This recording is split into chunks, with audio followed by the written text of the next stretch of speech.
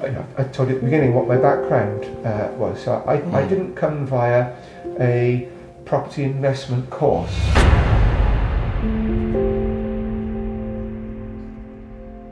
I didn't have a property investment mentor.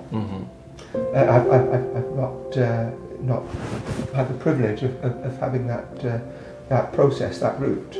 I bought my own home at the age of 19. In the end, I decided, okay, I'm going to buy some myself. So I bought 2 properties in quick succession myself. Hello, Sam. How are you? Him.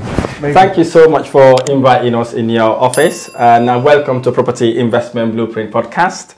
I'm here today with Sam Hawkins, founder of Sam Hawkins Property Lawyers, director of Live Property Group Limited, and a serial property investor. Sam's companies help find solutions for property investors and developers and anyone with a property related issue. So I love your tenacity, love your energy and the mission you've embarked on to help property investors. And I am honored to be your host on the Property Investment Blueprint Podcast. How are you? Yeah, thank you. Very good. Fantastic. What is your contact from your early years? I need to understand to get to know you. Okay. I grew up as a farmer.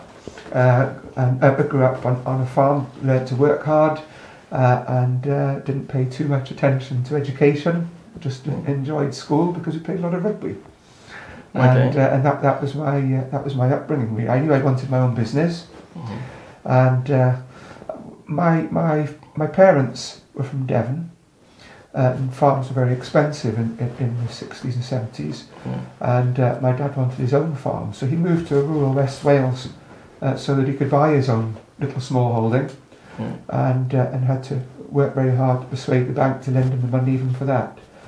And then he traded the farm up. He swapped farms basically, and eventually he did reasonably well for himself as far as you can, starting from scratch in farming. Okay. But I became very aware of property early on, and we used to go and visit our family in Devon. Yeah.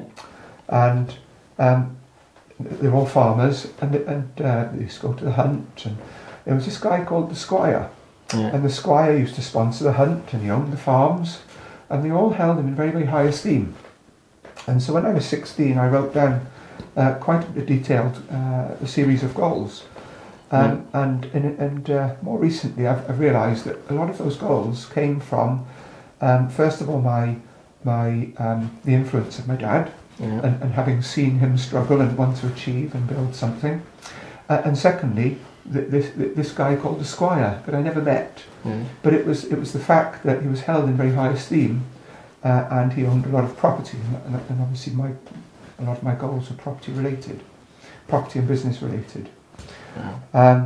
So yes, when I left school, I tried a few different jobs, a few different businesses, did quite a lot of building work over the course of a couple of years with a lot of different trades, so I can do all the different trades, and then realised that perhaps I should have paid more attention in school, and decided as a very slightly mature student to go back to study.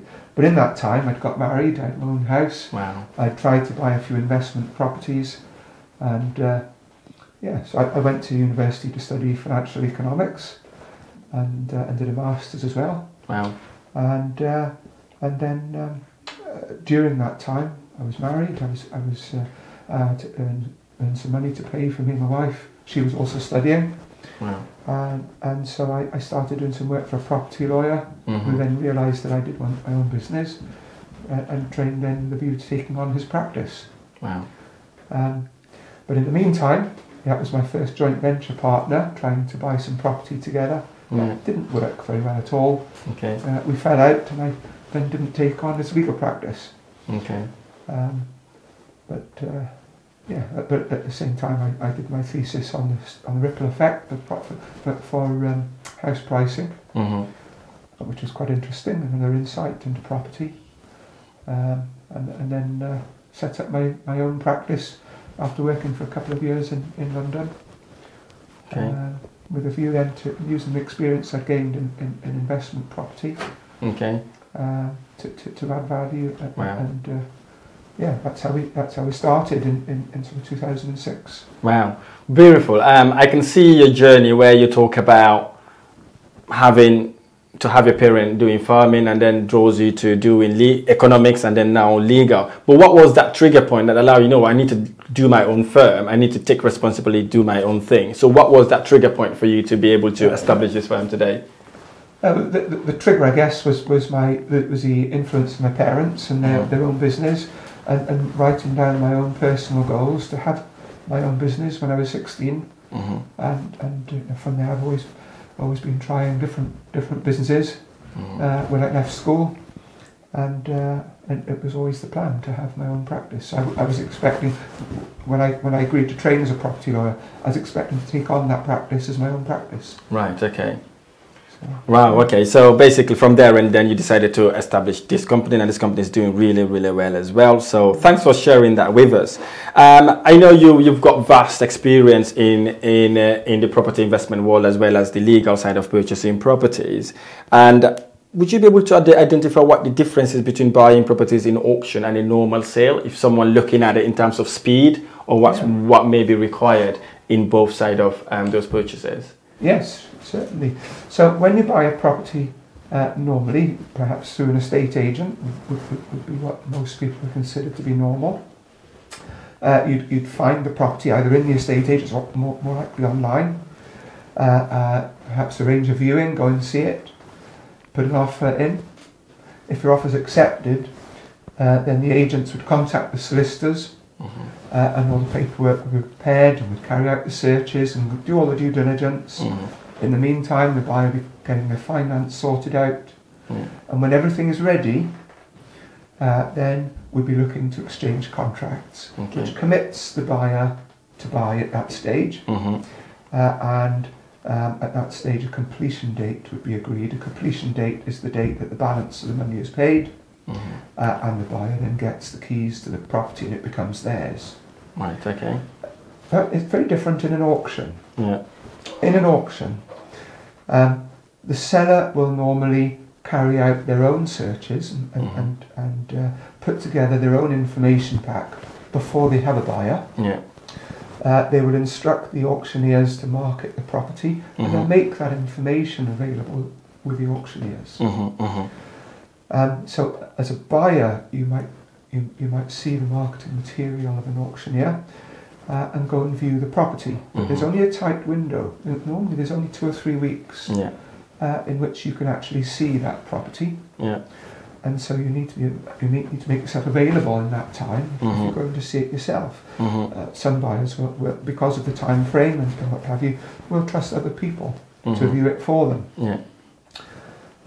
And then you go to the auction. So the auction is a little bit like putting in your offer, but it's not the same as putting in an offer. And I think a lot of people get confused that because they bought the house in the normal way previously, they put an offer in, and if it's accepted, then they'll start the due diligence, as it were.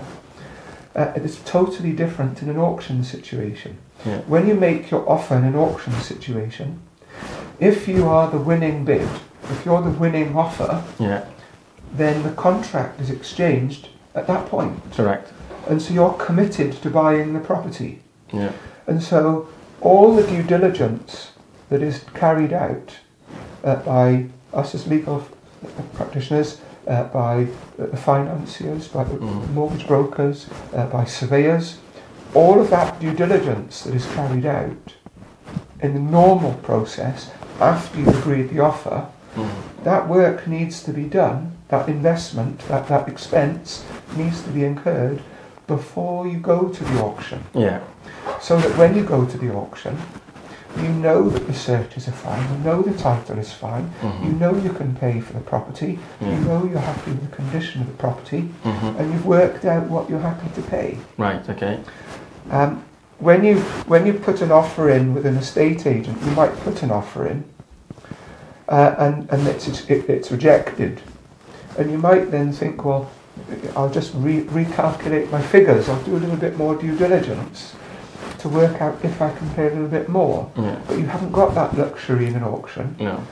You have to work out what your top price is before you go, because the auction happens quickly. Yeah. You haven't got time to reevaluate. You need to know exactly where you are and not get carried away. Yeah. And then if you win the auction, yeah. you are then obliged to buy that property. And auction contracts normally incorporate the standard conditions of sale or the common auction conditions, or probably the standard commercial conditions. And they all refer to 20 working days to complete, which is normally 4 weeks.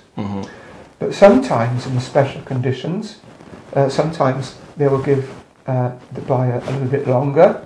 That tends to be more common on commercial property.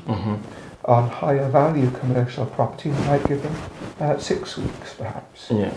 But frequently, especially on lower value property, they will reduce the time. Yeah. And you have less than 4 weeks, maybe 3 or 2 weeks to complete the purchase.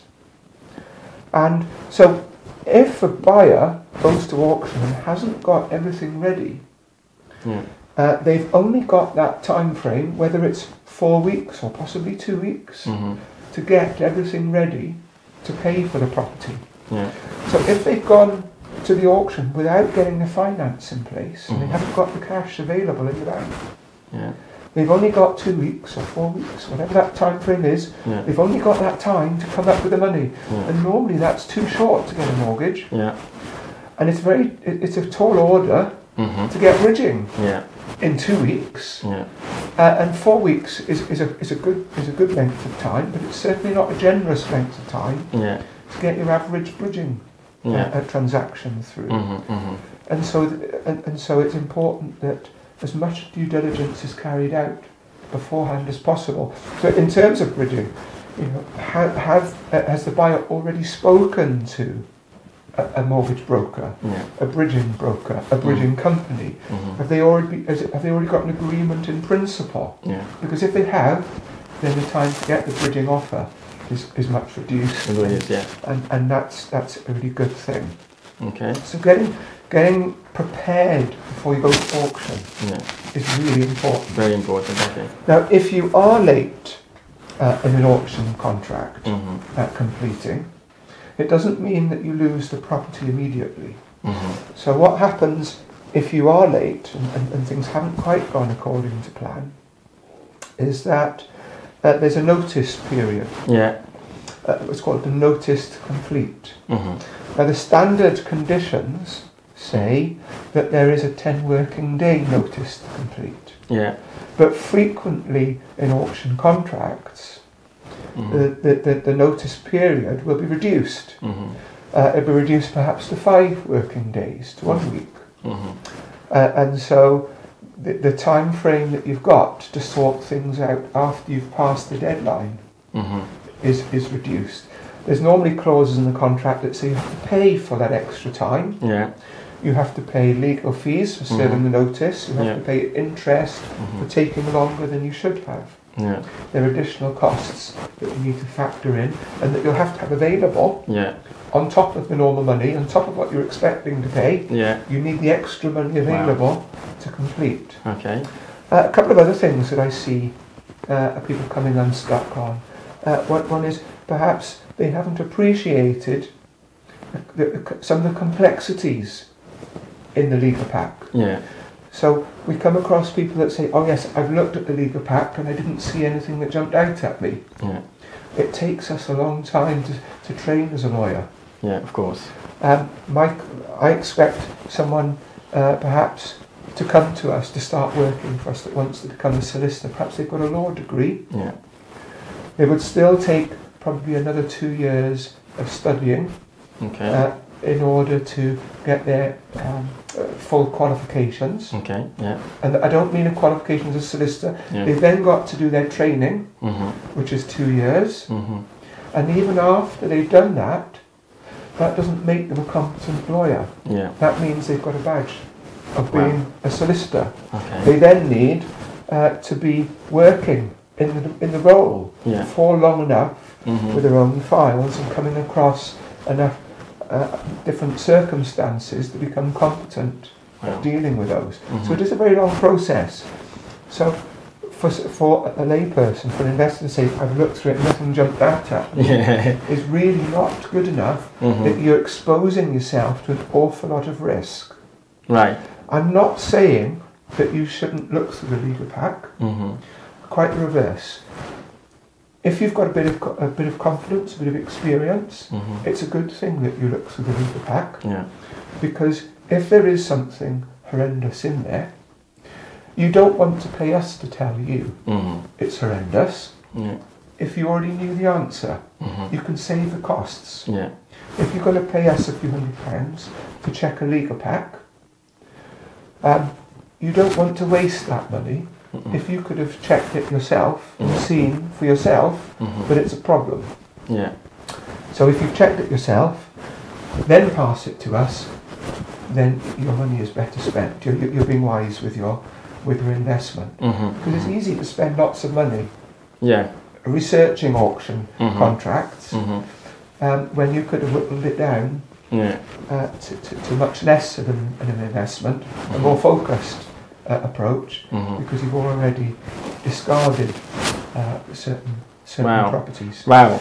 Within the contract then, Yeah. with an auction, the contract itself is normally different as well. Frequently, as I mentioned, the seller will normally get the searches and put it in a legal pack themselves, so the buyer can see that legal pack. But within the contract, there normally be clauses that say that the buyer has to reimburse certain costs. Yeah. And those reimbursements would normally include searches. Sometimes those reimbursements will include auctioneer's fees. Maybe it will include estate agent's fees that introduced it to the auctioneer. Maybe it will include legal fees, the seller's legal fees. And sometimes those fees will be quite high. Yeah. And just because they sound high doesn't mean they're taking advantage. Yeah. For instance, sometimes the searches will be no sale, no fee. Sometimes the legal fees will be no sale, no fee. Sometimes the estate agents will be no sale, no fee. And if they're all no sale, no fee, and perhaps there's a 50 or 60% chance of a sale, then you can expect those fees to be twice as much as they normally would be. Yeah. So, understanding and reading the small print is important. Yeah. And as lawyers, if you've instructed a lawyer to read through and advise you on the legal pack, they're things that you're going to be told. Yeah. So that you won't get tripped up. You won't end up winning the auction, and then when it actually comes to completion, finding out that actually you've got an extra £5,000 or £6,000 or £7,000 that you didn't even realise you needed to pay. Yeah. That you do actually have to pay. Yeah. And of course another one that we've had a number of clients not realise that they had to pay is stamp duty. Yeah. Of course you have to pay stamp duty in a normal purchase. You also have to pay stamp duty in an auction purchase. Correct. And getting advice on what stamp duty is applicable to what you're buying is probably important as well. Because investors do quite often get it wrong in what they assume. Yeah. You know, if it's a mixed use property, just because there's residential use there, you won't have to pay residential rates. You pay commercial rates because it's mixed use, which means you don't have to pay the extra 3% or 4% rates, depending on if it's in England or Wales. Yeah.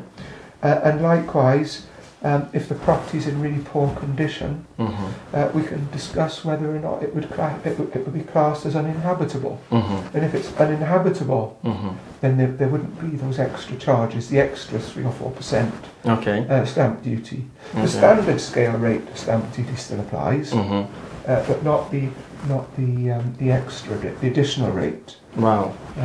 It's really good you've brought those hidden costs there, because we did face some investors, a couple of investors that had that impression that they're not supposed to pay stamp duty, or they were not aware that they're going to pay for it. So it's good you've actually brought that out, and obviously it's coming from yourself, which is really, really good.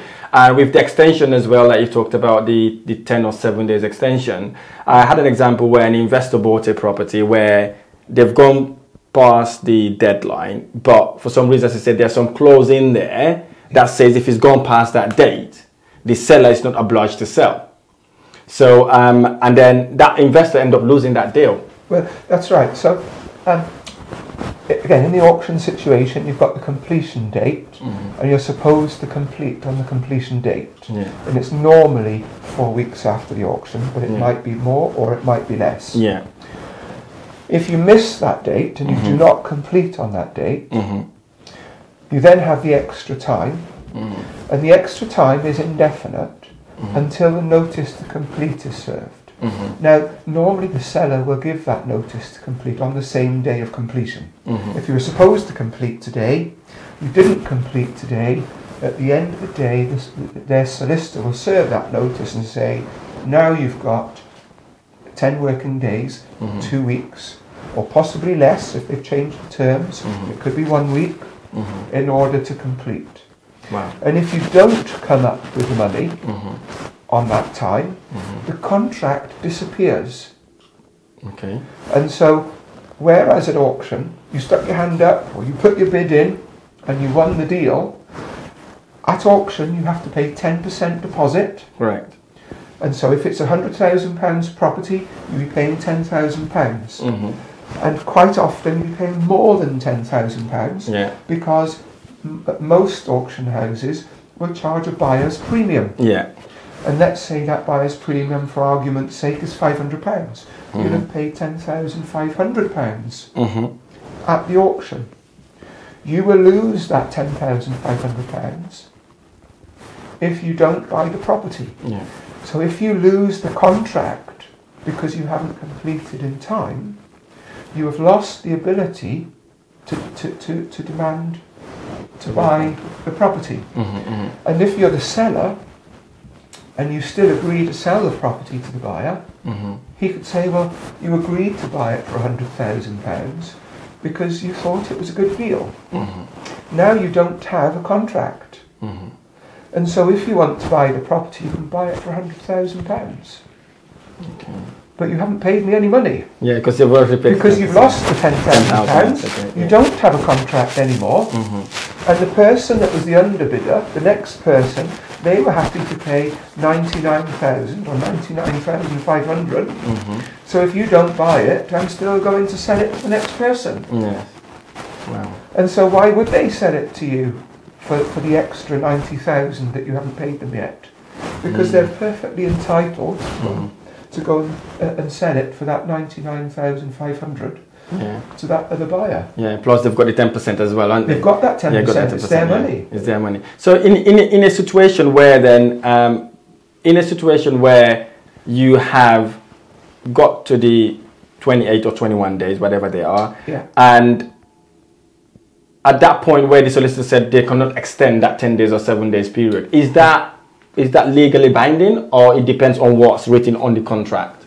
So what is legally binding, is what's in the contract. Right. Okay. Now, it is possible to change the contract, but only by agreement. Right. Okay. So if you and me, if I'm selling you my property, and you don't like the contract that I've produced, and I'm assuming this is an auction still. So I've produced the auction contract, you've seen that contract, you are in a position to negotiate. But if I don't agree to negotiate, if I don't agree to change anything, it's not changed. The contract is the contract. Okay? So I'll give you a few examples. We've had situations where perhaps there was a 21-day, we've had situations where there was a 21-day completion in the contract. And we were acting for a buyer, someone that wanted to buy that property, and they said, but I really want that property, but I can't get the money in 21 days. And so as a law firm, we've approached the sellers, this was before the auction, by the way, we've approached the seller's solicitor to say, we've got a client that really wants this property, but if our client buys the property, can we agree that we've got 28 days to complete, that we've got 4 weeks, or we've got 6 weeks. So we've agreed a bespoke amendment to the contract Right. that only applies to us. Okay, so that's possible, Okay. and we can do that before the auction. Good option. Okay.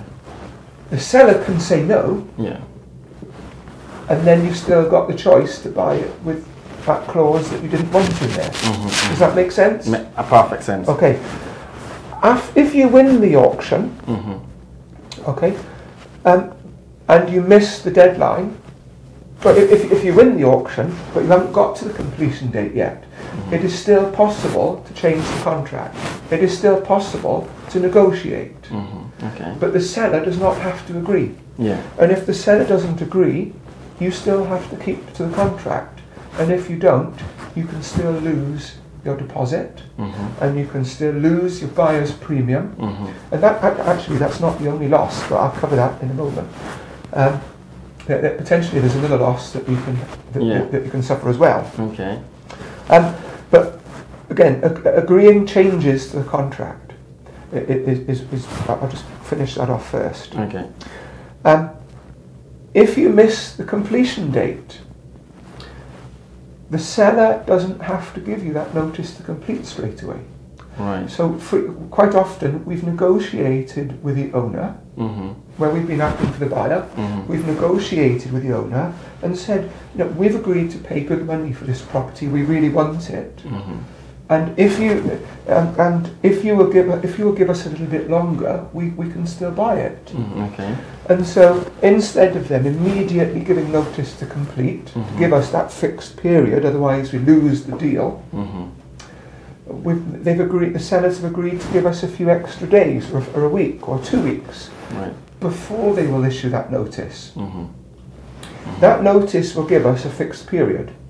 Right. The longer they take to issue the notice, the longer the fixed period takes to start. Right. Okay. Does that make sense? Yeah. Yeah. So if completion date is today and we haven't completed, if the seller gives the notice today, the time starts today. Okay. If completion date was today and we didn't complete, then the seller does not serve the notice today. That time period hasn't started yet. Right. Okay. Does that make sense? Perfect sense. Yeah. And so if you can negotiate with a seller to say, we can't complete today, really sorry, but can we have a bit more time? Can you delay that notice so that we've got a bit extra time because we really want to complete? Then they may do that. Okay. You could even agree to pay a bit more money Yeah. to get that extra time. Okay. And of course, if you pay a bit extra money, the seller is more likely to agree I agree. Yeah. to that extra time. Wow. Yeah. When the seller serves the notice, it is then not possible to change it. The notice is the notice. Okay.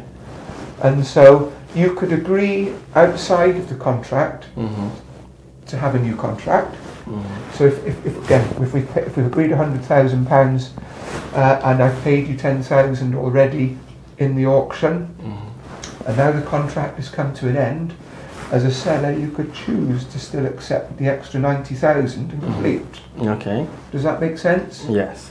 Yeah. But that's a choice. It's not an obligation on the seller. Okay. Okay. Now I mentioned there's also another loss Yeah. that I didn't mention earlier. So when you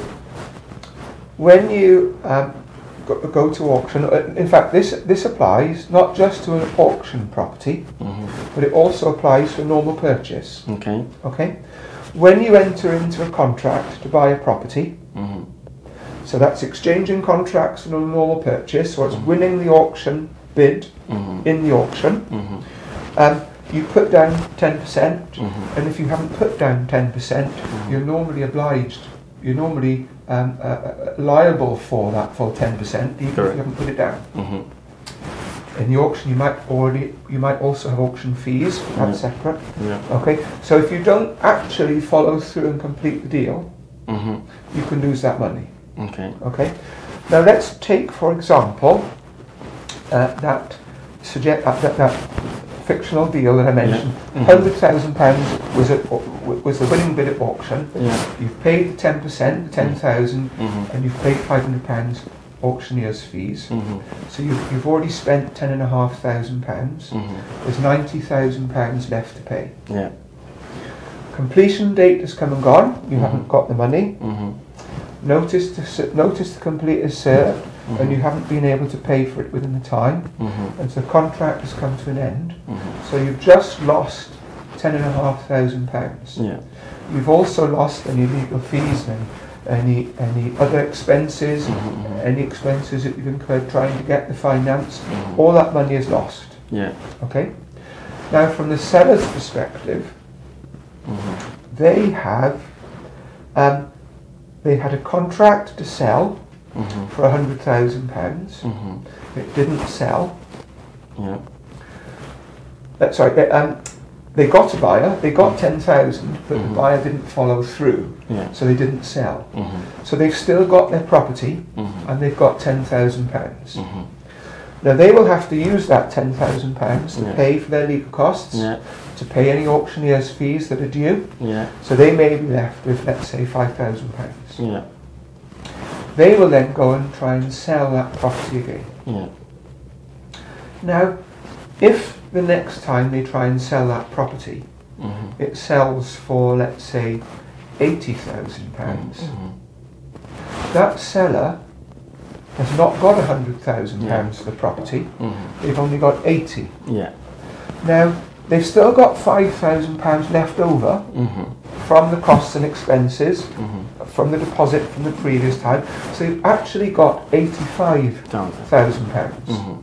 That means they are £15,000 short. Short, yeah. Wow. They are entitled to sue the buyer that didn't complete for £15,000. Okay. And of course, if the buyer that didn't complete doesn't immediately pay the £15,000, then that seller will issue legal proceedings. So that £15,000 isn't £15,000 anymore. It's £15,000 plus costs. And so if you were struggling to come up with a purchase price, you were struggling to come up with £90,000 before, you lost 10,000 and a half, you lost £10,500.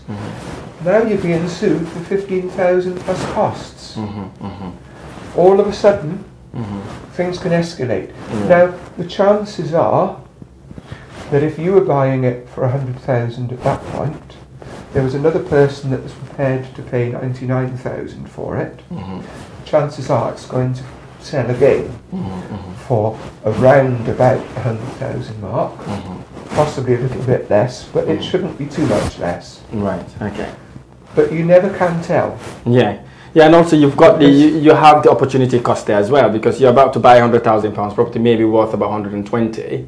You would have lost that opportunity cost in it as well. And absolutely. In a situation then where the property was sold over 100,000, then does the buyer get refunded the difference? Not at all. No, not at all. The contract has come to an end. So if your contract has come to an end and you've just lost your £10,500 and the seller puts it back in the next auction and the seller gets 110 for it instead of 100, that's the seller's privilege.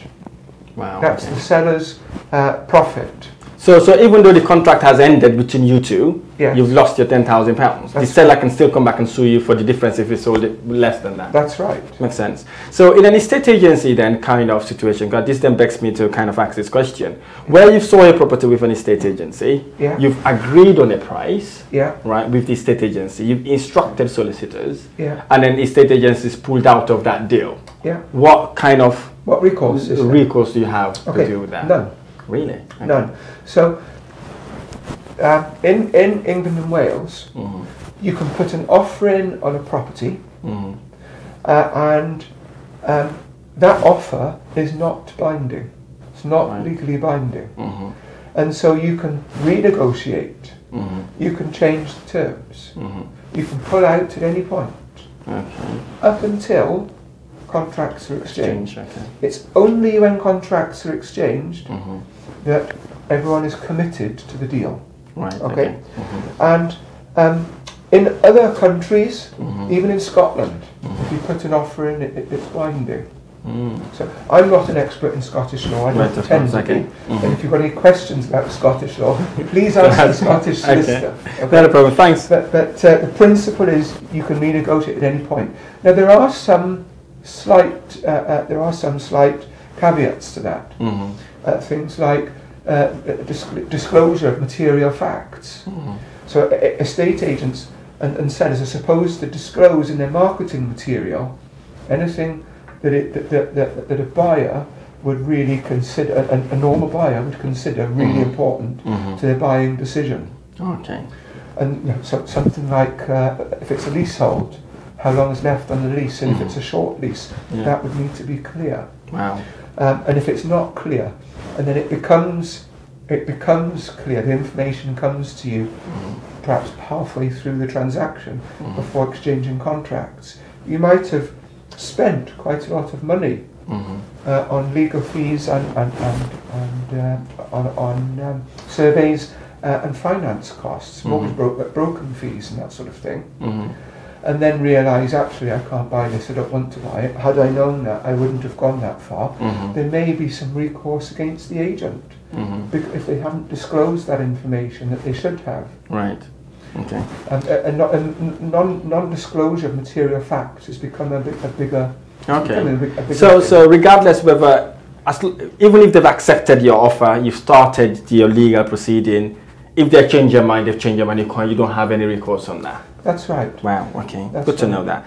Right, international investors. Recently we have lots of investors investing in the UK. Yeah. They're concerned about what sort of thing they may need to prepare themselves in order to invest, i.e. buying properties in the UK. And it's a broader question. In a legal perspective, what do you think they need to kind of worry about before they purchase a property here? Okay, so it's a good idea for foreign investors to probably have a limited company in that's registered in England and Wales, so that the owner of the property is a British entity. To do that, they've got a better chance of getting finance. They've got the registered office and the appearance of the UK entity doing that. From a compliance perspective, from a money laundering perspective, everything is easier. Proof of funds. So they get a British company, British bank account, put their funds into that British bank, the British bank account, and trade from there. Oh, okay. And that makes a lot of sense. Okay. A lot of foreign investors also do joint ventures with investors in Britain. So that there is a British national who's the face of it. They're then potentially in a position to get finance much more easily. Okay. Than most investors use finance to leverage, and so that can be quite valuable to them. Okay. Obviously, if they're cash rich and they're buying everything for cash, then it's not quite the same. Right. So even though if they're buying it for cash, suppose they're buying it for cash, you as a solicitor would still have to, talking about proof of funds now, you as a solicitor you still need to have to understand how they're able, say for example, it's £100,000 property, how they're able to get that how were they able to get that 100,000 in order to purchase that property? So there's three parts, I guess, to our client due diligence. One is identifying the client, so that's where ID comes into it. The second is the source of the funds. Okay, so in checking the source of the funds, we will want to go back at least 6 months to see the transactions that are taking place and how the client has had those funds, how they've come into those funds. And so if those funds have come from a particular bank account, or they've been swapped around a few different accounts, we will need to follow the money. Okay. So if the money has come from, let's say, a family member or a business of theirs, perhaps if they're foreign, perhaps it's gone from their business into their personal foreign bank account, and then into a UK company bank account. And if all of those transactions have taken place recently, we would need bank statements of the company, the British company, bank statements for them as an individual, seeing the money go out from them to the UK company, and seeing the money come in to them from their foreign company, and then we'd need to look at their foreign company and see the funds coming in from there. Right. Or if it's a property sale or something, we would need to see the completion statement. We'd need to see the money coming in from there. So that's about proof of the source of the money. Right. Okay. We also then need to see the source of wealth. Right. Okay. So we need to understand not just the identity of the person, but understand who they are. And is the transaction that is taking place consistent with the person that's in front of us? So, if it's abundantly clear they've come from historic family wealth, then we need to satisfy ourselves that is their background. Yeah. If they are business people, then we need to investigate the business that they're in a little to have an understanding of their business.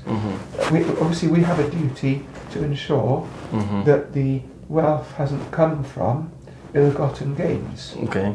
Yeah. And that's a legal responsibility for us. And we have a lengthy prison sentence for not carrying out that due diligence. Okay. It's not something that we get paid to do. It's simply a criminal offence for us not to do it. Okay. But allow a transaction to go through Wow. with ill-gotten gains as part of those funds that we use to finance it. Makes perfect sense. So I guess then if someone is gifting someone a deposit or lending them, right, does the same applies to that person as well? Yes. So if it's a mainstream lender, that they are governed by the FCA. Certainly in Britain, they're governed by the FCA, and so we don't need to investigate a lender.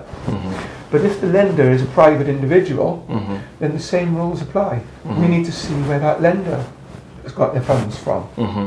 If they are an unregulated, perhaps a private bridging lender, perhaps a person with money who set up a private lending business, a private bridging, then we would need to have an understanding of their business and potentially, depending on how they're set up and the scale and so on, look at their accounts and their bank statements to see where their funds have come from and satisfy ourselves there.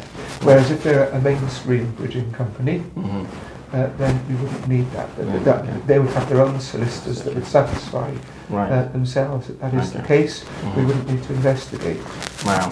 So if it's an individual, regardless whether they're a firm or they're individual borrowing a family member, you do the same due diligence as if to check where that funds are coming from. How about if it's a gifted deposit? If it's a gifted deposit, then we need to look at how the gift is coming about. The gifted deposit can come in a couple of different ways. So, let's say my daughter is buying a house. Okay, I could give my daughter her deposit. I could from my own cash in the bank, I could give the solicitor representing my daughter the cash and say it's a gifted deposit to my daughter to help her get on the property ladder. Okay.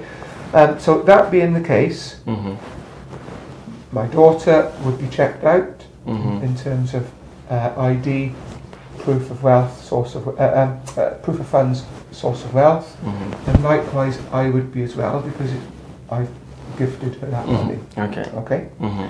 An alternative gifted deposit would be I own lots of property and I decide I'm going to gift one of my properties to my daughter, or I'm going to gift part of the equity, or all of the equity perhaps, if I've got a mortgage on it. I'm going to gift the equity in a property to my daughter, in which case my bank accounts don't come into it. We'd want to look at how long I've owned the property for and the mortgage on the property. In other words, how I come about that equity. And if that all tallies up, then you don't actually necessarily need to see my bank accounts. Right, okay. Do you understand? Yeah, it makes sense. Wow. It's understanding the gift, where it's come from, and following the money. Wow. And if the money is equity, it's not in a bank account. Okay. If the money's in a bank account, you've got to follow the bank accounts. Okay. Oh, wow, that is a really, really light bulb moment there. As a property investor yourself, you're investing, I know you do commercials and residential. Yeah. Thanks for sharing the auction process for me to us actually. That is very, very helpful. In a nutshell summary, do your due diligence, get solicitors involved before you venture buying properties, and so that you know what you're getting into. Yes. As a property investor yourself, do you have any particular lessons or mistakes you've made in the past that other investors can learn from? Yes, I mean, I get to see an awful lot of mistakes through clients, but you've asked specifically about my own personal mistakes. And yes, I guess, I told you at the beginning what my background was. So I didn't come via a property investment course. I didn't have a property investment mentor. I've not had the privilege of having that process, that route. And so I made a lot of mistakes. I guess one mistake I made very early on, we had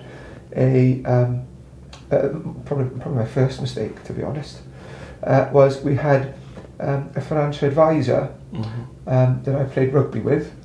I was just starting to play rugby in the senior side. In fact, I was still youth age. I was still 16 at that point. And he was at the end of his rugby career. And as a family, we held him in high esteem. We were very happy with him as a person and the advice that he was giving to my family, my parents. I told him about my goals, and he told me at that time he didn't know anyone that made money out of property. And I bought my own home at the age of 19. Well done. 19. Well done. And within 6 months, I was trying to buy my first investment property. Wow. And again, he repeated, he didn't know anyone that made money out of property. And it was difficult for me to get the funding to buy that investment property. And so I lost my way a bit and didn't get it. Let it go. And so that was my first mistake. It wasn't the fact that the person giving me the advice was lying to me or trying to pull the wool over my eyes. He was actually doing himself a disservice because he would have been making the mortgage applications. Exactly, yeah. He was giving me the best advice that he knew, that he thought. He was giving me the benefit of his experience. Yeah. The problem was, it was the wrong person.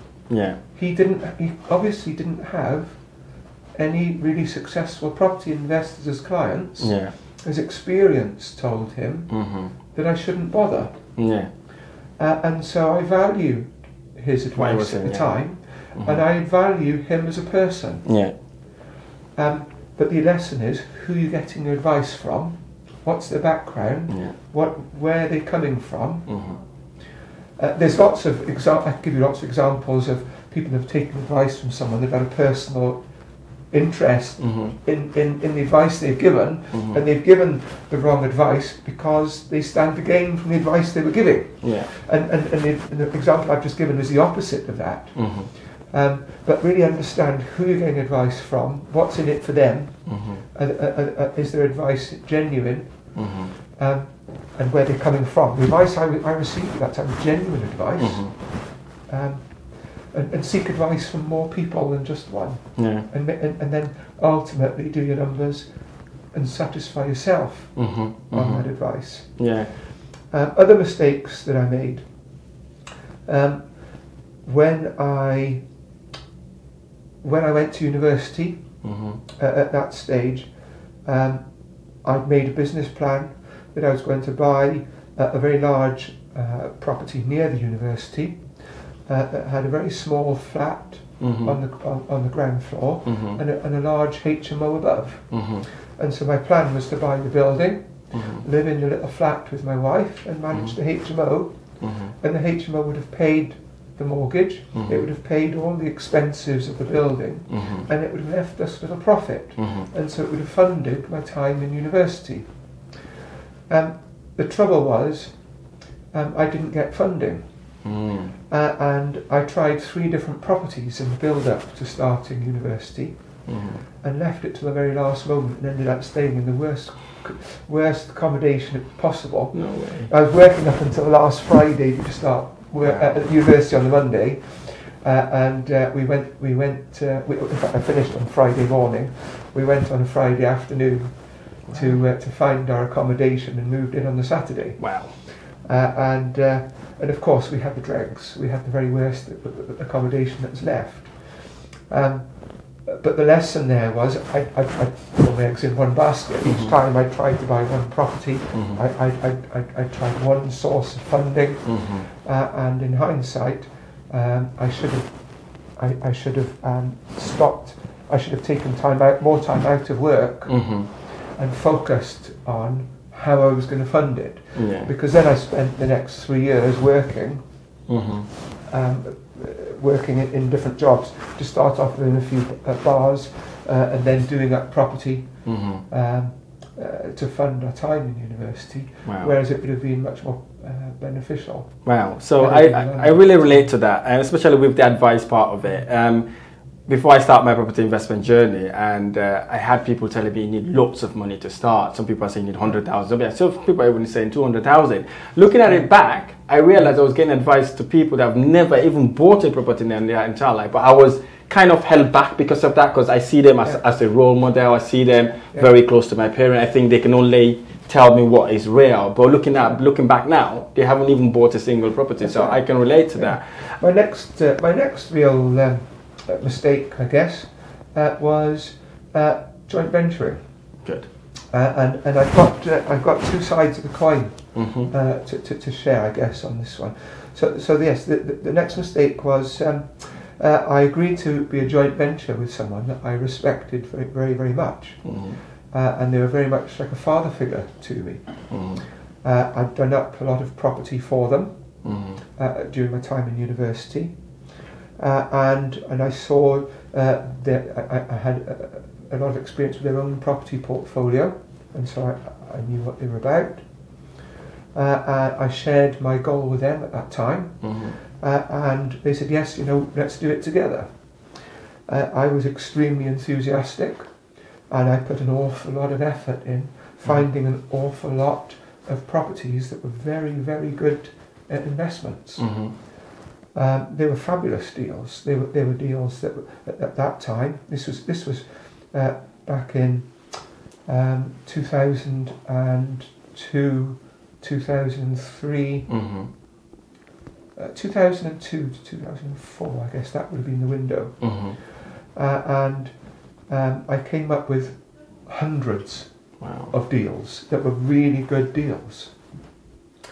What I hadn't appreciated was, although we got on really well, although he was like a father figure to me, we didn't share the same aspiration. We didn't share the same attitude to risk. We didn't have the same drive anymore. And every property I took to him, he dismissed. And that was upsetting to me because I put so much effort in. But each time I thought, it's okay, the next one will be good. And I don't get disheartened easily. I can tell. And in the end, I decided, okay, I'm going to buy some myself. So I bought 2 properties in quick succession myself. And that was at the point then. But at that time, I funded it all myself. I found it, I negotiated it, I did it all myself. Wow. And then he said, well, we were doing this as a partnership. Hello. But these are the same properties that So you didn't like? that you dismissed, that you don't like. And then he said, yes, but I offered you to come in on a commercial property. And I said, yes, but I rejected the commercial property because the commercial property wasn't the business plan. The business plan was cheap, ordinary residential terraced houses. And there's lots of them. And you're coming to me with a commercial property. It's not part of the plan. And so the relationship turned quite sour. And that was really disappointing to both of us. We've made up since, but at the time it was really painful. Must be. That was a really difficult lesson to learn. But similarly, I'm a director of Life Property Group, and my director there is a guy called Daniel Madge. We have a fantastic development company. Good. We've got 240 properties at various stages of construction. Wow, good. Well done. Neither of us would be anywhere near halfway where we are together. As a partnership, we have achieved far, far more together than what we would have if we were on our own. So the lesson there is, yes, you can make serious mistakes if you've got the wrong business partner. Correct. And my mistake there cost me an absolute fortune because in 2005-06 the market peaked, but the prices had gone up so much they were double what I was trying to buy in 2002 and 3. Look at that. The market in that particular area in South Wales, the market just doubled in a very short space of time, and I lost that opportunity. The opportunity. By the time we got to 2006, I wanted to sell the properties because they were worth twice as much money, but the rent was still the same. So my yield was halved. And so the business reason for being a landlord wasn't justified at that point. And so I did actually sell property then, and then bought after the crash when rents had gone up and property prices had come down again. And you know, that's just understanding and being clear why, being clear your business proposition.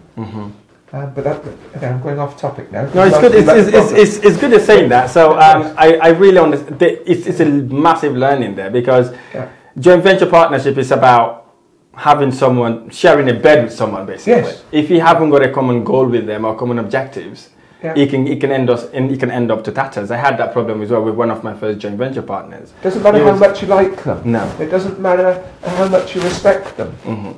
You have to be in alignment. The alignment has to be what you're intending to achieve, and your morals, and can you add value to each other, and you know, that's really important for a successful joint venture. Absolutely. And again, I've had experiences where they've been terrible, and I've had experiences where they've been fantastic. And finding the right one is key. Thanks for sharing that with us. Really, really appreciate that. Your enthusiasm and your energy is what draws me to you. When I first come across Sam Hawkins, I think it was 2016. It was really, really good. When I contacted the office, everybody was happy to kind of help me work. But I just wanted to ask, what really keeps you going without losing that energy and enthusiasm?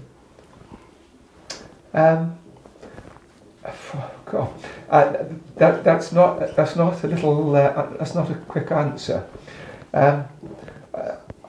I've always been very motivated. You know, when I was 16, one of my goals was to be the best that I could be, and that wasn't just in business. It was physically. It was about doing as much as you can and achieving as much as you can. And you can't keep going at a high level, I don't believe, without having a balance. Correct. And for me,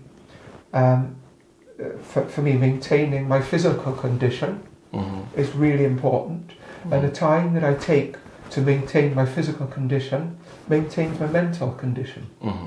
And so I've worked for decades, you know, working from 7:30 in the morning, being in the office for that time, and not leaving the office until 10 o'clock at night. Wow. At least 4 days a week. And on a Friday, I frequently have a business meeting earlier, so perhaps 6 o'clock in the morning, and I'd still be in the office till about 6 o'clock on a Friday evening. Wow. And that doesn't include networking times. I think we've probably met in a networking event in London. Yeah, we did, yeah. And I wouldn't get home till 2 in the morning, but I'd still be back in the office at 7:30 in the morning. How do I do that? Well, I exercise a few times every day. So I'd normally get up early in the morning at 5 o'clock. I'd have at least a half-hour run. I'd cycle in. It's very rare that I don't cycle into the office and cycle home at night. So that's a 20-minute blast at two ends of the day, coming in and going home from the office. Well done. But I clear my head, get all my endorphins. I get home in a state where I can sit down with my family, not for very long, but long enough that I can have quality time with my family. And then it's about taking the weekends out. And the weekends was a mix of focusing on my own property, of focusing on my family, and focusing on competing physically. Wow. As well, and maintaining a very high level of competitiveness physically. Wow. But within the office time, it gives me a lot of pride to have a professional practice and to give a lot of employment to all the staff that have got amongst the offices, and the added value that we give to clients, and enhancing the skill level within the office to provide that added value to clients. And that's really important. Well done for doing that. And then the passion of helping people. My parents used to help a lot of people on the farm, and we used to have a lot of people come out to the farm to get a farm experience, if you like, that came from disadvantaged backgrounds, or people that had mental issues, and people's mental state used to improve a lot by being out in the fresh air, perhaps helping out, doing something manual, and that was a really good experience for them. And so I was brought up with that mentality to help people. Bless you. And what goes around comes around. Absolutely. And if you give out a lot of good energy comes back. The more you give out, the more you get. There's a balance there. Sometimes you can give so much that you feel really drained, and now and again I really do need perhaps a week's holiday. But a week's holiday for me is perhaps catching up on sleep. But it also includes exercise every day, probably 2 or 3 times a day. Wow. And relaxing with the family. Bless you. Bless you. Thanks for sharing that with us. Really, really appreciate that. And I can see the physiques. I can see that you've been exercising a lot, you're fit and all that. So well done for doing that. So as a property investor yourself, what does property investment blueprint means to you as an investor? What's a blueprint? Well, I think there are so many different ways to invest in property, and there isn't one blueprint to become a successful person in property. And my own journey was to buy some cheap property. I was in a position back in the day where I could buy some property without having to put much money down. Lenders would accept gifted deposits from unrelated parties, so that was fine. The first home that I bought, I'd saved up from all the work that I did growing up. I was brought up with a very strong work ethic, and brought up to save money. So I did have a deposit that I could just about scrape enough money to buy my first home. But looking at all the different clients that we support, and how I see people going on a course or going on a variety of courses, and how some people are successful and some people are less so. The people that I see that are really successful are the people that learn a lot, but focus on one strategy. Absolutely. So it's really good to learn, and the more you do, the more you learn. Go on the courses, learn the strategies, and learn by doing. But if you try and do too much, and I don't mean too much volume, I mean too much by a variety of different things, then you're spreading yourself so thin that it's very difficult for you to learn. Let me give you an analogy. if you go to, think of a kid going to junior school. Yeah.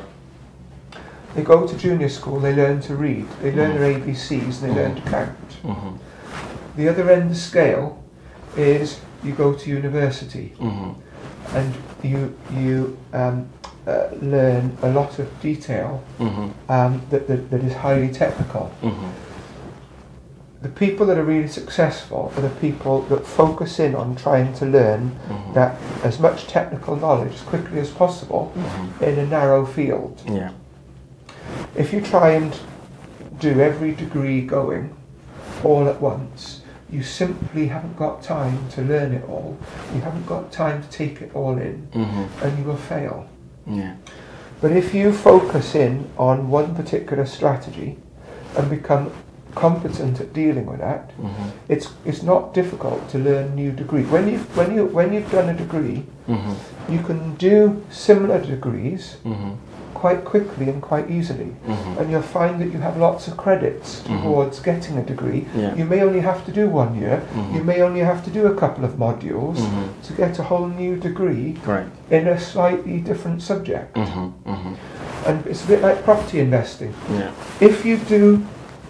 If you follow a particular strategy and become really good at it, even though you may be learning about other strategies too, you focus in on one strategy, what you'll find is other strategies complementary. Of course. And so if you're still learning, but you're focusing your business on one strategy, it's not then too difficult to broaden your spectrum a little bit and use the next closest strategy to add other types of deals into your portfolio, into your repertoire, so that your business then goes even quicker. Wow. Okay. But if you try and do 3 or 4 different things all at once, you'll just get bombarded. You won't run efficiently. Absolutely. And if things aren't, I bought one of my properties at auction. It wasn't until I'd already decided I was going to bid, and I'd worked out what my bid was, and I was checking the legal pack, and I'm in the inconvenient or privileged position, I'm not sure what it is, to check my own legal packs, and I was doing it in the minutes leading up to the auction. And I realised that I knew who the owner was. It wasn't the owner selling, it was the mortgage company selling. Yeah. I knew who the owner was. The owner was a financial advisor. Oh. And the owner, the financial advisor, had tried to do far too many things with far too many strategies, and this is someone that's giving other people financial advice that wasn't able to recognise how to run his own financial affairs. It's really important that you grow your business quickly enough that you can manage it, and you will manage it much better if you're focused on a strategy. Yeah. As you become more competent and more experienced, you will then have the confidence to bring in other strategies, and it's best if you bring in other strategies that are nearest to what you're doing, so it's easier to add them in, it's easier, you'll have much more transferable skills, and it'll be quicker to adopt those ones as well. When you become really experienced, you'll be doing all the strategies. Yeah. Yeah. Wow. But obviously you need to make money. If you're not making money, it's no good. Absolutely. And by focusing, you will learn how to make money that much quicker. Wow. What an amazing way to end. That was a great special lesson there for everyone. Thank you, Sam. Really, really appreciate that. Where should we follow you, and where you're hanging out on social media for people who want your firm or yourself to help them in their legal purchases? We are on social media. I'm not a big social media kind of guy though. Okay. By all means, follow what you put on there. But our website is www.samhawking.co.uk. You can find our information there. If you can't see it or you're not sure how to spell the name, give us a call 01639 884 884. Fantastic. Thank you so much for your inspiration. Thank you for sharing your life passion with us. and really, really appreciate your time. Thank you. That's a pleasure. Thank you.